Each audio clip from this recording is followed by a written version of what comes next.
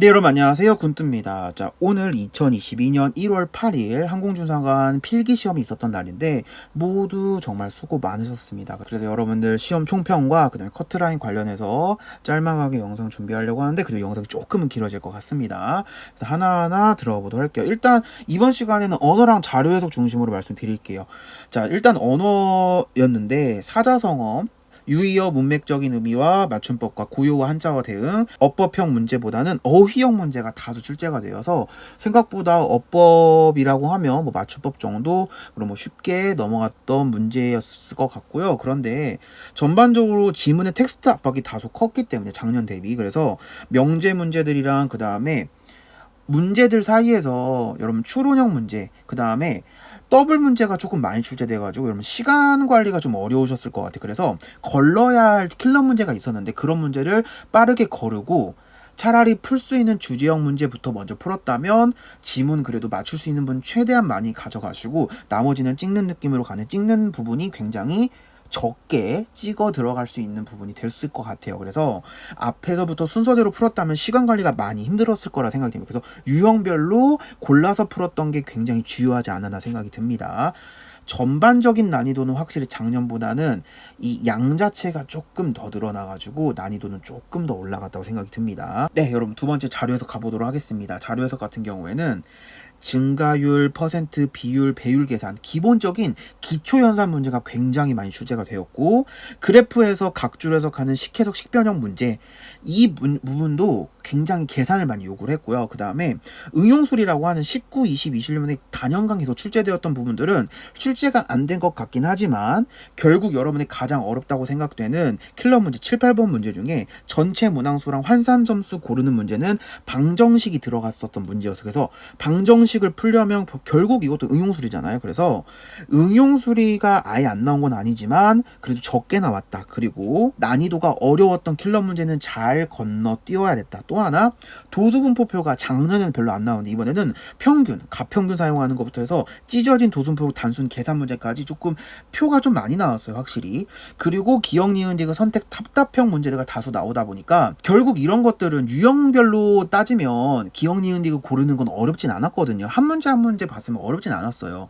근데 문제가 뭐였냐면 앞에서 시간을 너무 많이 썼기 때문에 뒤에 쉬운 문제들을 풀 수 있는 시간이 남았냐 이게 관건이었거든요. 그래서 사실 전반적으로 봤을 때 많이 어려웠을 것 같기도 해요. 왜냐면 시간 압박 또 하나는 실제 시중교재와 거의 흡사한 문제가 두 문제 남짓 12지간에 19번 문제 정도 연도 맞추는 거 문제 말고는 근데 사실 연도 문제도 우리가 풀었던 거는 하나 두 개 맞추는 거는 이거는 세 번째 연도까지 맞추는 부분이었기 때문에 3번이냐 4번 여기 때문에 또 많이 갈렸거든요. 그래서 결국 비슷하게 냈던 문제들은 많이 없었다. 실제 시중교재랑 굉장히 결을 유형은 비슷하다고 생각하지만 진짜 이걸로는 부족하다 라는 느낌도 많이 받을 정도로 기초 연산에 대한 부분이 너무 많이 나왔어요. 그래서 아마 그런 부분 때문에 계산 실수, 수 압박 이런 부분 때문에 아마 시간적 여유가 없었던 친구들이 많지 않았나 생각이 들고 체감 난이도는 확실히 저번 시험보다는 더 올라갔던 것 같아요. 계산 압박이 큰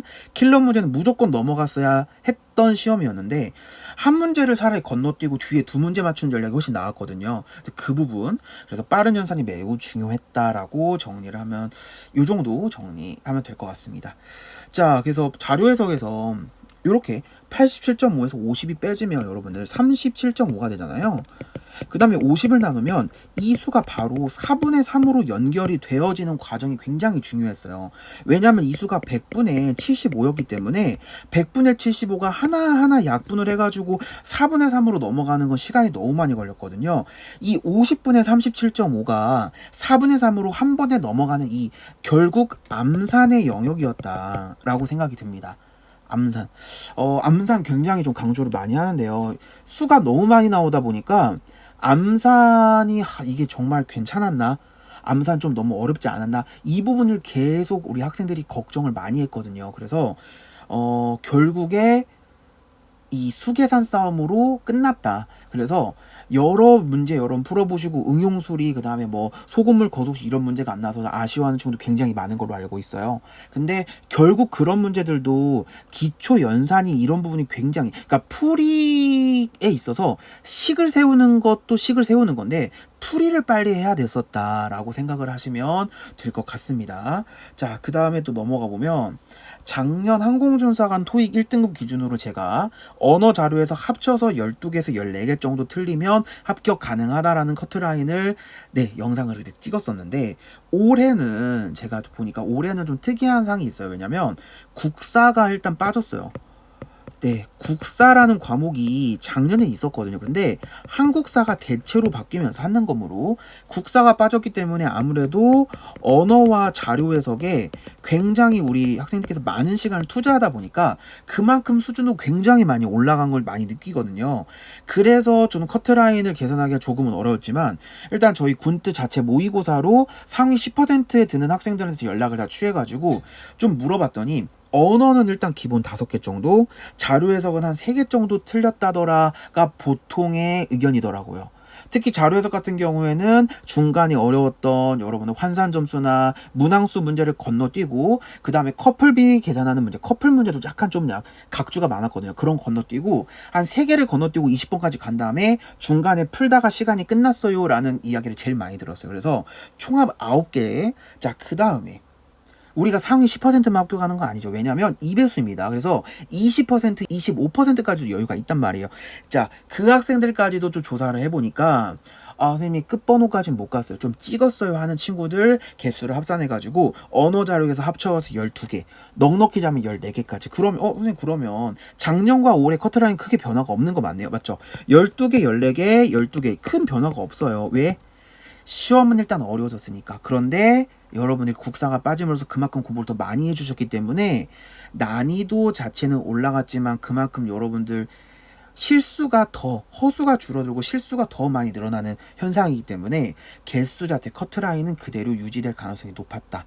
그래서 일단은 여러분들 너무 고생 많이 하셨고, 사실 커트라인이라는 것 자체가 육군에서 발표를 하는 건 아니기 때문에 크게 의미가 있는지 없는지는 모르겠어요. 하지만 이 영상을 찍는 이유는 여러분들 준비하시는 친구들께서 나의 위치가 어느 정도 되는지, 그 다음에 나 말고 우리 같이 준비했던 학생분들이, 그 친구들이 어느 정도 시험을 어려워했는지, 아니면 이런 것들은 좀 쉽게 해결했는지, 이런 부분들 분포도를 조금 말씀드리고 싶어서 영상을 또 찍게 되었고, 또 하나도 이런 자료들이 이제 여러분들이 2023년에 혹시 이제 준비하시는 친구들이 이제 혹시 이 영상 듣는 친구들이 계시다면 이제 이런 개수 관리랑 이런 시간 관리, 이런 부분들을 조금 더 세밀하게 확인을 해야겠다. 그 다음에 또 저희가 이번에 또 확인을 해보니까 이번 시험을 좀 시험 삼아 본 친구도 굉장히 많이 계시더라고요. 그래서 이번 시험 이제 2번째 보는 학생들도 굉장히 많으셨지만 또 처음 준비한 친구들도 많이 계신 것 같아요. 그래서 우리 예비 항공준사관 우리 준비한 친구들을 위한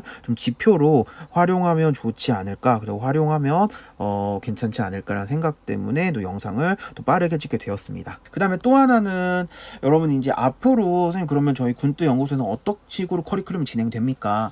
1월 17일 다음 주 정도 되죠.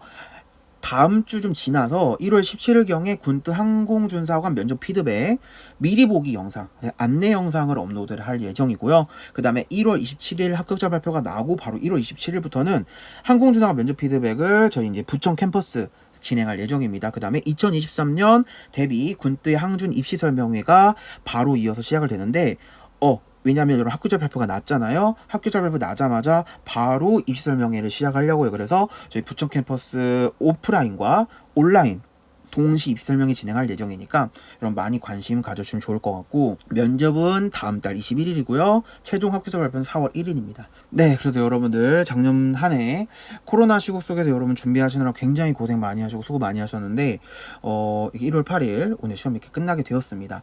그래서 여러분들 발휘했던 모든 노력들이 헛되지 않도록 좋은 결과로 나오기를 저도 간절히 바라면서 오늘 영상 여기에서 마치도록 하겠습니다.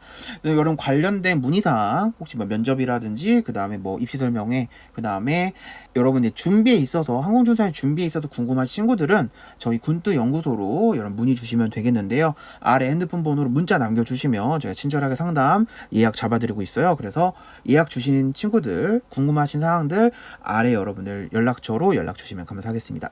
오늘 영상 여기까지 하도록 하겠습니다.